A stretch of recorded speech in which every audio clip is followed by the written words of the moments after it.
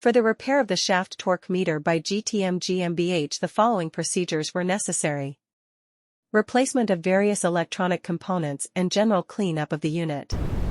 For testing, we use 220-volt AC power supply. By turning on the power supply, the unit responds accordingly and the screen lights up. No further testing is possible due to the absence of additional units.